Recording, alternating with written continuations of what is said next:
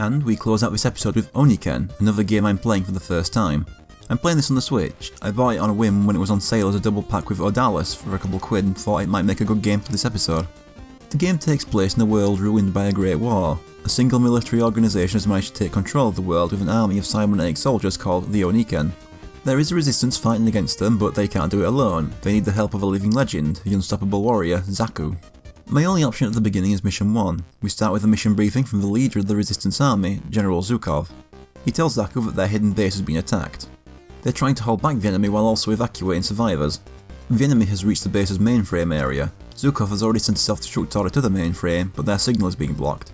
If the Oniken manage to claim the mainframe data, the resistance is fucked. He introduces Zaku to Rico Maugs and Jenny Connor. Jenny will help the survivors escape and Rico is the air support. Jenny doesn't think Zaku can be trusted, but Zhukov says that Zaku has already saved 4 resistance soldiers that day.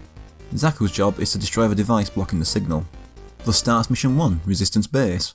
The gameplay is inspired by the NES Ninja Gaiden games. I can run, jump and slash. I can also pick up grenades I can throw by destroying this box. First enemy is a weird robot head with a laser in its mouth, followed by a regular trooper with a cannon whose head I chop off. A little later I pick up a power up that extends the range of my sword slash a little. I lose it by taking 2 hits. I have platforms or the fire to jump across, and I can also climb along rails. This leads to the end of the screen. In the next screen, new enemies include purple things, small cannon things, little green things scurrying around, and large flying bug-like robots. Above this drop I see a crack in the wall, so I hit it to reveal an extra life. I then drop lower and keep moving left, climb along a rail and drop lower, failing to avoid the lasers I have to jump across. There's a healing item after them though. After that is more of the same enemies, followed by a rail that takes me to one of this big mech guys with a Gatling gun. After taking it down, I go through a door to meet the first boss, a big mechanical centipede. It will either charge in from off screen or come in from a top corner and breathe fire that lingers on the ground for a bit. It can only be damaged by striking its face. Since I'm new to the game, this boss takes longer than it needed to, since I skip out on so many hit opportunities, especially when it's retreating after hitting the wall. This was excruciating to watch back. I eventually remember I have grenades and get the last hit in. I then leave the screen on the right. The base is self-destructing now and I have to keep away from the explosion in this auto-scrolling segment. Got pits to jump over and rails to climb across while avoiding falling debris, and a couple enemies running in from the right at me. Not much else to say about it, and at the end I escape on a jet ski. Zaku tells Rico he accomplished the mission, but Rico says that Jenny and the rest of the survivors are still in the base. That and there's a huge battleship nearby ready to blow them all up. Zaku chooses to take on the battleship while Rico helps Jenny. I get a high score for completing the mission, but they don't mean anything in this game. Meanwhile, a dude named Geist is whining about his ruined plans. He's the commander of the battleship and he's so happy he's about to blow the resistance up. So Mission 2, Battleship Raid. Still on the jet ski, can jump and fire guns. We have soldiers coming in from the front and shooting at me, and ones coming from the back I have to jump over. There's sea mines to avoid too and sections of the oil rigs to jump across. After a while a big drone hovers down and starts dropping more mines and firing homing missiles that are easily shot down. I destroy it and reach the battleship. I run along the top a little and another drone shows up. I take it down, which destroys the floor beneath me. I ride a platform up to take on a cyborg with a shield, wait until the shield is dropped, and then attack. Run across an exploding floor and jump across platforms while dealing with insect robots jumping up. Those mech guys show off that they also have a shield for when I'm close, but not right up close. A little further and a door shuts behind me. Geist shows up. He can dash forward and slash right through me. He can also summon giant lasers from the sky. He's immune to grenades too. I have trouble figuring out how to approach him and end up dying. I'm checkpointed at the beginning of the section on the battleship itself. Second time I turn and walk into a laser and die. Third time too, getting a game over. Restarting from a game over puts you back at the beginning of the mission. I beat him next time I get back. I have to keep moving forward so his lasers don't hit me and sneak a couple hits in. But make sure to jump over him when he starts moving and get some hits on his back. He gets sliced in two and I move on to the next section, this descending lift. First 2 guys with cannons, then 2 flying insect robots, a mech guy and then the boss. This time I'm fighting the giant cannon preparing to blow up the survivors. He has 3 segments for me to attack that also fire off these ring projectiles. After a while a laser at the bottom of the screen will rise and lower. To dodge it I need to jump on the moving platform. I take out 1 segment but get killed by the other 2. I was too overly cautious and let the little hits from the rings add up, so this time I play a little more aggressive. The top target requires the platform and with the other 2 taken out first, dealing with it is much more manageable. It doesn't last long. Rico contacts Zaku to tell him that Jenny and the other survivors are safe. He's also stunned at the amount of bodies surrounding Zaku on the burning ship. Mission 2 complete. We then see 3 shadowy guys talking about losing Geist and their fleet. Grim, Duzor and Hakan. Hakan states the need for more information on Zaku, but Duzor, the general, says that they will do nothing for now. They will just continue with their plan. Meanwhile, Jenny is thanking Zaku for saving them and saying she was wrong about him. Zhukov is more than impressed by Zaku's performance. He has another mission for him, and Zaku is sent off to the North Mountain for mission 3, Ice Fortress. Got guys on gliders dropping bombs down at me and mines on the floor. We have icicles acting as spikes and snipers at the end of ledges, followed by a few more mines before I move on to the next section. We're inside the fortress now. There are thin bits of ice that crumble if stepped on too long. This level is sort of a maze, trying to find the best way down. I mainly end up meeting a lot of snipers on my way to this hole that drops me on a speeder where I get chased by the campy sounding polar bear in video games. I have to dodge icicles and it charging forward at me while throwing grenades back at it. At first I have trouble with timing throwing grenades and shooting the boxes to get refills, and I die.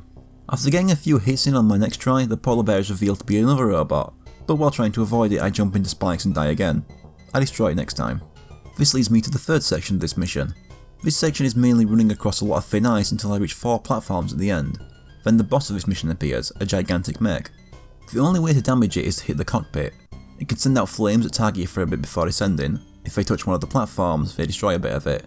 It can also fire pairs of homing missiles. The second pair knocks me into a pit and gets me a game over.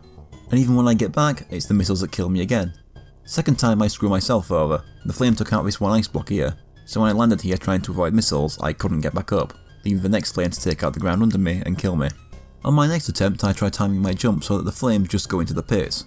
I take a couple missiles but this time I destroy it, taking its whole head off. No cutscene, mission complete.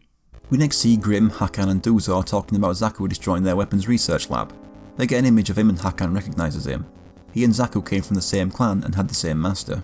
Hakan believed he had killed him 10 years earlier. Grim says that Zaku is told about by many other mercenaries and that most just thought he was a legend. Duzor says that if the weapons lab has fallen, their next target will probably be their supply train. Hakan decides to send his own men to ambush Zaku at the train, since Grim's machines weren't very helpful. Grim's pretty pissed off that Haku insulted his creations, but Duzor sides with Hakan.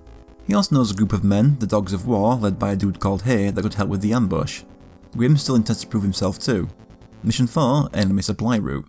Zaku makes his entrance onto the train by blowing up 2 soldiers on the top. No platforming here, this is just an enemy rush for now. First is a couple guys jumping up and throwing pickaxes at me. I kill the first one but the next 2 hit me. After the fourth, one in blue gets on top of the train and jumps around while still throwing the pickaxes. I just hang on one side of the screen and wait for him to jump into my slash. After he's killed, a guy in a hockey mask with chainsaws for arms shows up and menacingly power walks back and forth doing the Johnny Bravo dance. Just gotta jump over him and hit him in the back. I mess up a few jumps though and take quite a bit of damage, but I cut him in half in the end. After that is more pickaxe men. This time the one in blue is still aided by ones in orange jumping up from below. This one kills me. Next time I make it to him with more health and kill him. Next is a guy with a ball and chain. He gets a couple hits in but he dies fastest. Finally, Hay shows up. He dashes to the other side of the screen before jumping and creating a shockwave. Once again I get too trigger happy trying to hit him, but I do a bad job of dodging and I die again. Third time I make it to him with full health. Don't jump too early while he's dashing because they'll rise up in the air and hit you. Not long after I get the last hit in. They both charge at each other, slash, pause, and Hay's sword is cut in half, followed by his torso just being obliterated. The train stops in a forest to the second part of this mission. I'm jumping across tree branches with ninjas throwing massive shurikens at me. The trees also have lasers in certain spots that bounce between each other. Some branches are stood on, others you can only grab onto like a rail. Towards the end of the first bit is a ninja throwing 3 small shurikens at me. When I reach the second part I lose a lot of health from enemy projectiles and being knocked onto the brambles below and I die again. Game over. I make it back with 3 lives, but that jumping ninja takes me out. I get back to the second batch of trees next time and make it a little further to fight a giant snake robot. The head is the weak spot and also where its big flamethrower comes from. I'm also fighting on tree branches that break off and respawn after a while, so I have to deal with timing on that too. It doesn't take too long to kill and its death gets rid of the brambles too, letting me move forward into a tree. The third area has me going up a couple moving platforms when there's an explosion and a fire starts rising up the tree. What follows is a vertical auto-scroller section. There are still enemies hanging around hoping to drag me down with them. When I reach the top, a spiked floor blocks off the fire and the cause is revealed, a huge mech in the image of Dr. Grim. I fight on a moving platform while he fires eye lasers straight down the middle and slams his hands down. To damage him, I have to get on top of one of his hands and jump up to slash his head. Of course, by the time I'd figured that out, I had only 1 bit of health left. I last a while with it though until I let myself get hit by his hand slam and die. Next time I win, blowing up the head of the robot to reveal Grim in person. Not done yet though. He's throwing bombs down at me so I have to just hit him a little more to finish the mech off for good. Grim tries repairing it but Zaku throws his sword into it. Grim thinks he fucked up, but Zaku jumps onto the sword and then from it up to Grim. There he punches Grim in the face so hard his head fucking explodes. Riko points out that Zaku has taken out the Oniken's lead scientist and that the ninjas Zaku was fighting use a similar style to him. This confirms Zaku's suspicions that Hakan is working with the Oniken. Rico found a memory implant chip while poking about Ingrim's remains. He thinks they can get some good info from it. Mission complete. Zukov tells the team that the memory implant has information on the Oniken developing a new kind of cybernetic soldier. They have an entire army of new soldiers that will be activated in 48 hours.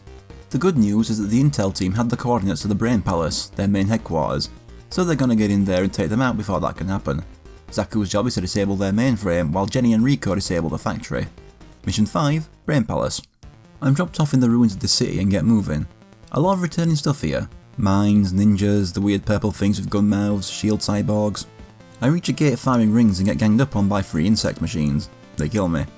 After I take them out next time, I hit the red spot on the gate repeatedly to destroy it. After taking out a second gate, I am climbing across a rail with fire rising from the pit at me. Then another of those drones from Mission 2 shows up and missiles me to death. Then I lose my last life to one of those gates. Next time I destroy the drone with just 1 bit of health. After reaching the end of the rail, I have to fight through another gate. Next is descending while walking across treadmills, slowing me down. Then falling down a large shaft, badly avoiding flamethrowers.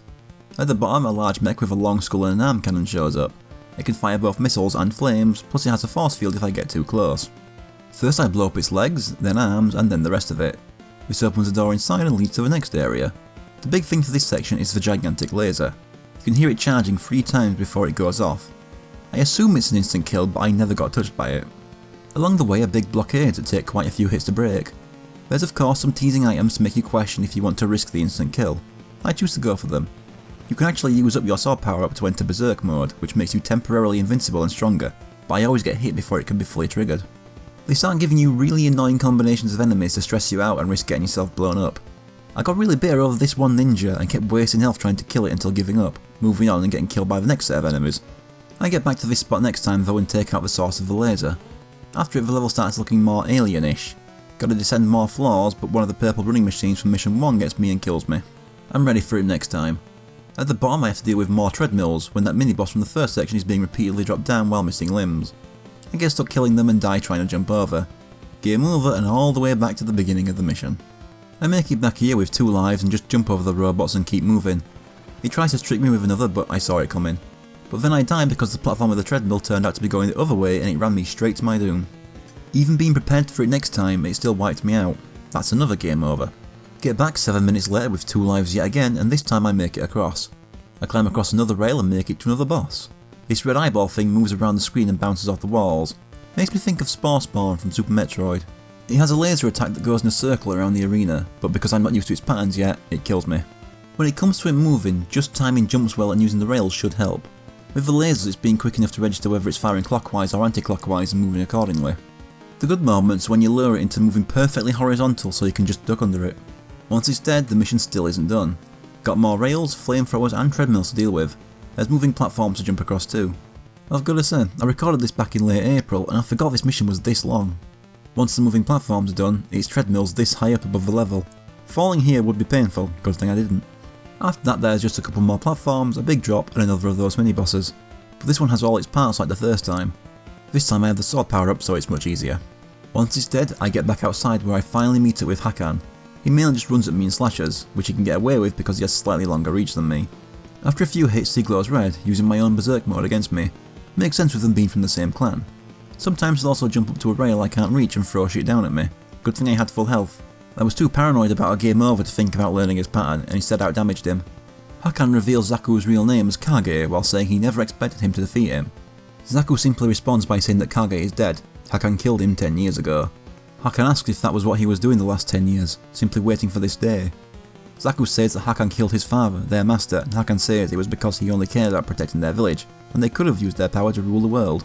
Hakan also says that Zaku has become just like him, abandoning their village and spending the next 10 years killing people. When Zaku doesn't respond, Hakan laughs himself to death. Mission complete. Duzo has witnessed Hakan's death and knows he's the only one left now. Mission 6, The Core. I head back inside the building and the first thing I have to do is make way down this shaft before the walls crush me. Stupid me stopped to break open a box and wasted a couple seconds getting spacing wrong for it, so I died just before making it out. I don't even bother next time and just run straight to the bottom. A little further is more rail climbing over a pit with lasers to avoid. I short hop a little too short and die. Next time I make it past it and have to avoid the lasers while standing on moving platforms. Then I have lasers moving along the rails and enemies flying in to hit me. When I reach the end of that, it's time to start heading up. Lasers cover the ends of both walls and some of these floors also have treadmills to worry about. The scariest moment is trying to jump over this one laser while on the treadmill with a low ceiling above me and almost no health left. I survive it, but instead another treadmill pushes me into the last one and kills me. I get back up and over it next time, only for the last enemy to finish me off. The attempt after, I kill it and make it to the last room where I finally come face to face with Duzar. He's a bit like Dracula in Castlevania, teleporting right next to me to attack. Just gotta run back and forth and try to get a couple hits in after his attack before he teleports again. One attack has him float out of my reach, create 8 energy balls and lower some of them, leading to me needing to avoid them. It's pretty easy to avoid, but it goes on a bit, especially when he does it twice in a row. I get the last few hits in and he falls to his knees. But he's not done yet. He bulks up and charges a shoulder barge that you automatically dodge before the fight resumes. He throws projections of his fists out, some wavy, some along the bottom. I don't figure out the pattern and die. Next time I get back to this phase I have full health. Another attack he has is punching the ground to create a fire pillar. Strategy goes out the window here and I just outdamage him again until he's dead. Then a huge laser appears from the right and hits Zaku head on. A huge mech then appears. Riko is trying to call Zaku, but he's too injured to move. Jenny says that the huge robot is the mainframe. Duzar was the only one who could control it, and with him dead, no one can enter the targeting data. Without it, the Oniken army will awaken and kill every living thing on the planet. Zaku forces himself to get up and chases after the mainframe. The last section has me on the speeder again, dodging more lasers and speeder enemies. After a little bit, Zaku starts speeding up. I now have to dodge the mainframe's laser before I catch up to it. He has a cannon that follows me up and down and takes out most of my health before I destroy it, which allows me to get some hits in on the body. But it will repair itself after a bit and finishes me off. On my second try I make sure to pick up this extra life, but it doesn't help me. You see, I'm thinking the cannon is my main target. I never noticed the damage it was taking when I hit its body. Since shots fired at the lowest point don't hit, I think I just have to blow up the cannon a few times. I don't figure this out until I'm at half health on my last life. But when I do defeat this phase, the machine turns around to face me. This time I'm free to hit its weak point, the midsection, whenever I want, but the cannon is still there and I can't disable it anymore. There's not just the cannon, but the odd homing missiles too. I finish off this phase, Zaku rams his speeder into the chest to break it open. The cannon is still there, as are the homing missiles. Now I have to keep slashing at the chest. For the missiles, ducking to the left and slashing is a good way to avoid being hit, but it's easy to get overwhelmed on your first try and die. Game over puts me back at the beginning of Mission 6. When I get back, I let myself get knocked off into the water. Thankfully the game checkpoints you at this phase. Can't stand too close to the chest either because it will put a shield up. My main issue is continuing to rapidly jump slash while it charges the laser and just hoping I time the jump right to dodge. I always end up landing in it just before it disappears. I get another game over. Altogether it takes me about half an hour thanks to having to replay the previous section. I learned to stay calm, dodge the smaller shots, take out the missiles and time my jumps to avoid the big laser properly, and I get that last hit in and destroy the mainframe. I get rescued just before I can drown too. Mission 6 complete. The Oniken's headquarters is destroyed and Zaku, Jenny and Riko get to watch the sunrise. Riko says there's nothing left to do and they should get back to the base. But Zaku isn't going with them. He says he has to keep an old promise. They understand and tell him to just keep out of trouble. We see Zaku taking a very long walk as the credits roll. We see him walk across many locations until he returns to his clan's village for the first time in 10 years. The game closes out on the image of Zaku's sword, left behind at the Oniken's headquarters. Not done yet though. More content was added to the game through updates, starting with Mission 7, The Rescue. Here I play as Jenny during the events of Mission 2, rescuing survivors from the Resistance base. Rather than Ninja Gaiden, Jenny's gameplay is inspired by Contra. She has the same movement options as Zaku, but can shoot in 8 directions. There are also hostages to save like in Metal Slug, who will reward you with items. After going forward a bit I am going across rails while descending, avoiding lasers and more robots. Once I reach the bottom, a huge purple skull robot that resembles Grimm's mech appears. It fires both big blasts and rapid shots from its mouth, and it can only be damaged by firing into its mouth when it's open. So it's just a case of using the one rail to avoid being shot and keep firing until it retreats. Following it leads to the next area. This introduces bombs that explode lines of blocks, and the Mega Man disappearing blocks. First ones are simple, just going in a straight line. I then climb higher and it's another straight line of them to a bomb that opens the way forward. Now I've got to be careful, because not only is the pattern on these platforms more complex, I'm also doing it above a fire pit. After that it gives me a breather, just jumping across some fire. Then more rails and lasers. I accidentally discover a hidden 1-up through holding the fire buttons down. There are now bombs counting down from 5 next to some hostages. Just walking into them disarms them. After 3 of them I get a dick move, having me walk down platforms and tricking me into walking into a pit. That's quite a chunk to repeat. I don't drop in next time and keep going, over some treadmills until I go into the building. Now I'm climbing upwards. Not much to say until I reach the top where that huge robot returns. He fires big blasts straight up at me and I have to avoid while shooting down myself. Like Zaku, Jenny can pick up grenades that she can use for stronger shots. I put them to use against this guy. I shoot him down and move on to the next area. More climbing vertically, but with more enemies. Eventually I reach a shaft filled with rails and then I'm outside. I stop to look at the robot cat, which is good because a drone comes by and drops bombs all over. Now I know about it, I'm prepared. There are a few spots to use as cover when it comes by again. There are a couple of hostages on the way where you have to shoot out of the way bombs while putting yourself at risk to get to them. They are optional though. Then at the end I get to face the drone. It seems easy at first and then it goes mental with hard to shoot down homing missiles. I get overwhelmed and finished off. But I take it down next time. It blows up the floor and drops me at the boss. It's that robot again. This one mixes the previous two fights. Starts off below, firing blasts straight up, then bursting through the wall and blasts horizontally while moving up and down. That last part kills me.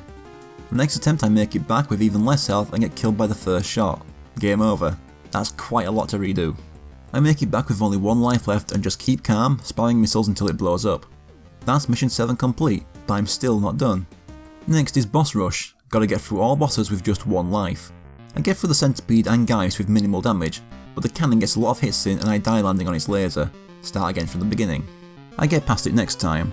After this boss there's a health refill. It's the only one in this boss rush though. But I miss one missile doing the mission 3 boss and get knocked into a pit. Next time I just fuck up and press jump too late, falling into that same pit. I defeat it on my next attempt though. However, I'd since forgotten all the timing for dealing with Hay and get destroyed. 10 minutes to get back to him and I beat him, but I lost most of my health, so the very first attack from the snake ends me. Next time I fall onto the brambles and die. Then I wait too long for jumping between branches and jump right into fire. But I relearn how to fight it and beat it again 10 minutes later. Very little health left though. However, I remember Grimm's pattern still and take him out without getting hit. Instead it's the spore spawn looking thing that kills me in seconds. But I'm getting better every time. I'm replaying these bosses so much it's becoming second nature. On my next attempt I'm defeating Hay while only taking a single hit instead of losing nearly all my health like before. Then the Snake and Grimm I don't take a single hit. I managed to beat the next one, but I haven't practiced it as much at this point, so I lose most of my health just in time for Hakan to finish me off.